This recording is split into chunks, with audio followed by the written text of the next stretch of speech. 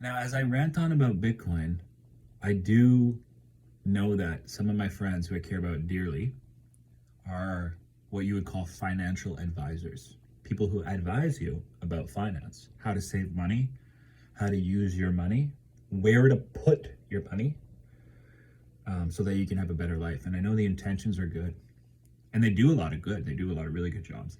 In fact, when my mom passed away and I was 23 years old, she passed away, and all of a sudden, life insurance gave my dad $200,000. And we grew up in the low income government subsidized housing. We never felt wealthy. I never thought we were poor because I was oblivious when I was a little kid. But apparently, when you grow up in government subsidized housing, apparently you're poor. We had food in the fridge and I had a pair of shoes. I had two pairs of shoes. To me, that's rich. If you pay the electricity bill and you have a fridge and shoes, you're rich. But when my mom passed away, my dad got 200K. Like, all of a sudden, my mom's gone, which is terribly sad. But all of a sudden, my dad has money. And it's like, I was like, what does that mean? So my friend, my amazing friend, he came to my mom's funeral. And it was great to see him. We grew up together in that same subsidized housing complex. We grew up together there. And then maybe 6 months later, he called me and he was like, I want to talk to you about some financial stuff. Like, I'm learning how to be a financial advisor. I said, great, let's talk about it. Because I like learning about it. And I probably never had more than $5,000 in my bank account at one time at this point. I was 23. And he taught me a lot and it was really great. But mostly what I was interested in is, some of it's pretty straightforward, put away this much money per month and put it in an account that the government takes care of so you don't have to pay as much in taxes. And some of it's was life insurance. And life insurance can seem really complicated and weird. It's like car insurance, life insurance. When you grow up in a low-income neighborhood, or low-income, I wouldn't say neighborhood, but the housing complex itself was low-income. When you grow up there, no one's really teaching you about finance. You don't learn about finance in school. First time I ever learned about finance was when I bought a book when I was 20, and it was called The Evolution of Money. And that's when I first started to understand what inflation was, what money actually is. And so my friend, he asked me, if you want to learn more about this, we'll do a Zoom call and you'll meet my other friend. And so we did Zoom call. And most people in my position would have said, I don't want to buy this life insurance. It seems weird. But because I saw what happened when my mom passed away, all this money went to my dad. I realized, oh, that's actually so important. If we didn't have that money and my mom passed, like, we were all able to take time off, right? Even if it was just a month or 2 months. My dad now is able to be retired and not be scared, although the cost of living is high and it's hard for him. I know it's not like everything's been solved, but it's made it so much easier, right? So that's the point, is to relieve this massive amount of stress that happens when a person dies. Like, that's the deepest part of a life insurance, right? Is that when someone dies, you don't have to be crying at work. You can take a month off. You can take 2 months off. You can pay for therapy. What a privilege that is, to live in a country where you can just, and to have that amount of money, right? So when I was presented with this opportunity of getting life insurance, I was like, yeah, I'm going to do it. And also, the secondary, some people see it as the primary factor. Some people will see it as the secondary factor. But is that it also works as an investment, right? So you can actually get returns on your money as you invest it. So I thought this was great, particularly because of the experience I had with my mom, right? My mom passed, my dad got the money. And I think he helped me pay for some school and stuff, like maybe a couple thousand, right? So, oh my gosh, my mom, what a intelligent woman for doing that. And I didn't even understand what it was, right? And life insurance is way cheaper when you're younger because there's such a lower risk of you dying or getting sick, right? Like if you drove a car and you got in a bunch of car crashes, of course your insurance is going to be higher. That's like being 67 years old, like my mom before he passed away. If you get life insurance when you're 24, like I did, might have been a couple weeks after I turned 24, then it's way cheaper. What kind of 24-year-old dies? Barely any. What kind of 24-year-old gets sick? Not very many. Not very many. But, wow. So when I bought life insurance, I also got critical illness insurance, which was like so cheap. Can't remember how much it was exactly, but it was like, I think I was paying like $7 a month for it, right? Fast forward 14 months. My mom died 6 months earlier. My mom died about 6 months earlier than I got my insurance. And then about another year went by. Maybe 13 or 14 months went by. And long story short, I got diagnosed with brain cancer. All my hair's grown back. People don't know this unless I tell them, especially because I'm like alert now and I don't. I finished taking chemotherapy 365 days in a row. So when I had turned 25, and then I turned 25 on June 11th, and then on July 27th, I had a seizure. I had a couple seizures, but I didn't understand what was going on because I was alone. Had another seizure. Anyway, ended up going to the hospital, finding out I have a brain tumor, getting a brain biopsy, finding out on August 8th, 2021, that I had cancer in my brain. Glioblastoma, known to be an uncurable, fastest growing cancer. So of course my family's all devastated. I have a bizarre mind. I'll love to talk about it in another video, but basically I said, I'm gonna win. I don't care what's gonna happen, I'm gonna win. There was one moment where I thought I was gonna lose, and that's a huge important moment that I'll explain it some other time, but I was always like, I'm gonna win. My family was more scared than me. But you know what? Because I made that choice to get the critical illness insurance, I was eligible to get $50,000. That completely changed my life. But also, because it had been less than 2 years since I had just bought the insurance, so that's the probation period. Obviously, the insurance company wanted to look into why a 25-year-old has cancer. So they're, from their perspective, a 24-year-old man, non-smoker, is healthy, as I was. I told the truth about everything. I was healthy. I am healthy now. But suddenly, 14 months later, he gets brain cancer. Okay, it looks like I'm lying, right? It looks like I lied about something, which I didn't. And they found out, of course. But it took a while to figure all that out because they really wanted, the insurance company really wants to know what's going on here. They don't want to be lied to. Of course they don't. But once everything went through, it took a little while longer, and it's not anyone's fault. It makes sense.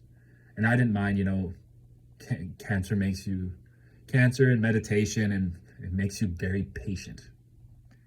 No pun intended. I became very patient.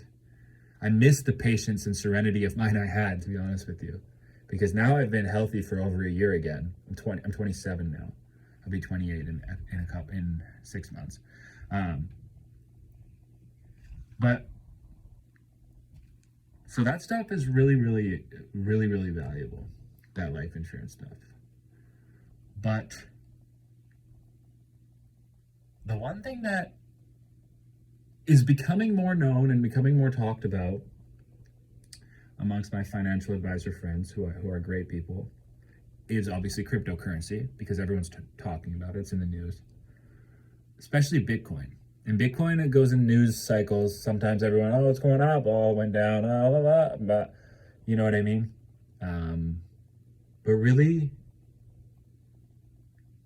it's hard to explain it properly. Most people really need to do their own research. It's kind of like trying to teach someone something. If you don't want to know about it, then they're not going to listen. So if you want to know about Bitcoin, there's a lot of stuff you can learn online. A lot of good resources. Robert Breedlove, Michael Saylor, Those are great resources. Uh, but I would just say that Bitcoin is the new money. In fact, it is the closest thing to real money that has ever existed in human history. Gold is like real money, but what gold is to Bitcoin is like what books are to the internet. Books are great. I love books. But it's more like what libraries are to the internet, right? Libraries are great. But the difference is at 3 in the morning in my bed, I can pull out my laptop and I have the world's biggest library at my fingertips.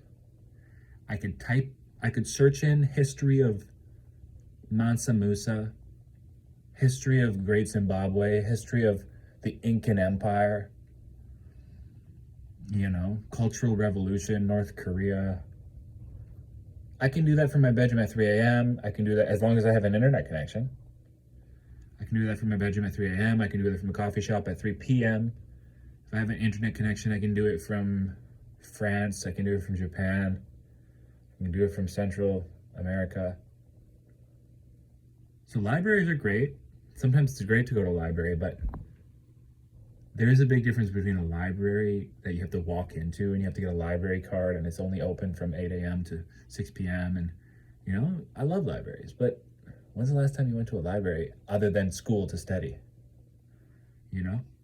So that's like the difference between gold and Bitcoin. Like gold, you have to go. Same like with paper money. Nowadays, our cash is already digital. We send e-transfers every day. Most of you probably use cards and your phone to pay for stuff more than actual cash, unless you're in Japan. But cash or gold, we don't even use gold. People don't use gold unless you have coins and stuff. But cash, if we had to use cash, you'd have to go to the bank, ask the bank, can I have this cash, even though it's technically supposed to be yours. So why would you have to go somewhere else to ask for it? It's crazy. This is not a quote that I came up with, but Bitcoin is like, if 8 billion people in the world all have smartphones and each of them is their own bank, you don't have to ask the bank for your money. Your bank is cryptographically protected. What that means is it's virtually impossible to steal. Virtually impossible. It's never been done before. Bitcoin has never been authentically stolen unless the owner of the Bitcoin has been personally manipulated and given the door and opened the door for the attacker. If you open the door for the person who's trying to steal your Bitcoin, if you give them the key, then they're going to be able to take it. If you show them how to open it, then they're going to be able to take it. If you leave your door unlocked at home, you'll be mad that the thief came in and stole your stuff, but you'll be mad at yourself, say, well, I left the door open. But if you aren't manipulated, and if you aren't leaving the door open, and you aren't giving someone your key, people can't ever take your Bitcoin. That means that you are the bank. And if you are the bank, you own your own private property, and you can send it around the world without anyone's permission. That's the greatest thing. 8 billion smartphones in the world. Maybe there won't be 8 billion. In some way that sounds dystopian, everyone had 8 billion smartphones, but like the point is to look at the paradigm shift. Like at a certain point you start asking yourself, why would I go to the library, ask the librarian, do you have any books on King Henry VIII? Getting those books out, borrowing them for 3 weeks, forgetting to return them, getting a fee when you don't return them, and then giving the books back. You could do that, but if you had the option to take out your computer and watch a documentary on King Henry VIII at any point of day and night that you wanted to, eventually you're going to be like, well, why would I go to the library? There is a nostalgic effect. I understand people are going to still want to go to the library. Maybe I'm not saying banks are going to be eliminated, but as a consumer, as a person who makes intelligent decisions, what are you going to do? Eventually it will be, for our children and our grandchildren, they'll just laugh. They'll just be like, what? Like, it's like us thinking about our great-grandparents or great-great-grandparents, depends how old you are. You know, people in the people more than 100 years ago using a horse and a carriage. You'd be like, yeah, it's cute. It's pretty. I want to try it sometime. Looks great. But I have a car, so I'm just going to use that instead. Even though the horse and buggy are great, but I'm just going to use a car. You know, if your grandparent, if people asked you, say whoever it is says, oh, well, just, it's tradition. We've always done it that way. Just use the horse and buggy. You're going to be like, I mean, I'll do it one time for you if that's what you want, or if we're just doing it for fun or whatever. But eventually you're just going to be like, Grandpa, I have a car. Why would you ever, that makes no sense. And that's exactly how our kids or our grandkids, probably even just our kids, are going to look at us with Bitcoin and with traditional banking. They're going to be like, well, why would I do that? That makes no sense. Literally imagine right now, think about an iPad kid, whatever. Think about I'm born in 96, so I could play with Game Boys when I was 5 years old. Imagine telling a kid right now, a 13-year-old kid, no, you cannot look up your information on the computer. You have to go to the library. Look, if you're disciplining your kid and you want to show them a lesson, maybe a couple times they get the point, I get it. There's going to be exceptions. But especially if it's a particularly intelligent kid and you're not their parent or their superior, you're not their parent, and you say, you should go to the library. They're going to be like, no, I have a phone in my pocket. I can literally Google the answer. Why would I go to the library? So that's, so what I'm trying to say with this whole video is that I really hope people start looking more into Bitcoin stuff, because it's the internet again. And I don't want to keep ranting on and changing the topic, but life insurance was amazing. Such a good choice to get it. Incredible. Changed my life completely. I suffered from cancer for 2 years. I took chemotherapy for 365 days in a row. More than 365 days in a row. Actually, a couple times in there, I didn't take a pill when I was like, I'm going to be a rowdy guy today. Once every 90 days or so, I'd be like, tonight, no pill. But I used to take these pills. I did 30 sessions of radiation, which made me lose a third of my hair. So then, of course, after that, I just shaved it. My hair grew back way more curly. My mom passed away before that. But yeah, life insurance and critical illness insurance were hugely important in my life. And I'm really appreciative to my friends who helped me get that, especially one friend, very important. But I really, for everyone, I really hope you look into Bitcoin. I'm going to make more videos. I love you. Thank you for watching. Bye.